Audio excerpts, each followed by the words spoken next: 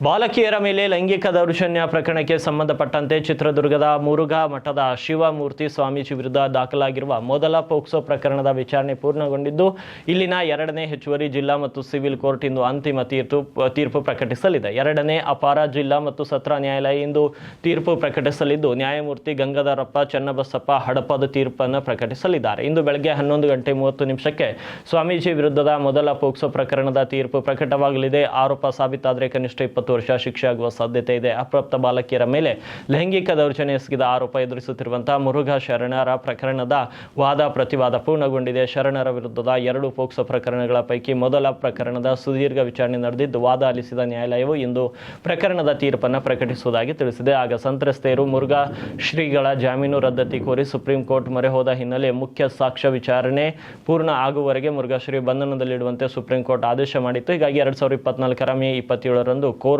ಎದುರು ಶರಣಾದ ಮುರುಘಾ ಶ್ರೀಗೆ ನ್ಯಾಯಾಂಗ ಬಂಧನ ವಿಸ್ತರಿಸಿ ಕೋರ್ಟ್ ಆದೇಶಿಸಿತ್ತು. ಬಳಿಕ ಸಂತ್ರಸ್ತರಿಬ್ಬರು ಸೇರಿದಂತೆ 13 ಜನರ ಸಾಕ್ಷ್ಯ ವಿಚಾರಣೆ ಅಂತ್ಯವಾದ ಹಿನ್ನೆಲೆ ಸುಪ್ರೀಂ ಕೋರ್ಟ್ ಆದೇಶದಂತೆ ಮುರುಘಾ ಶ್ರೀಗೆ ಬಿಡುಗಡೆ ಭಾಗ್ಯ ಸಿಕ್ಕಿತ್ತು.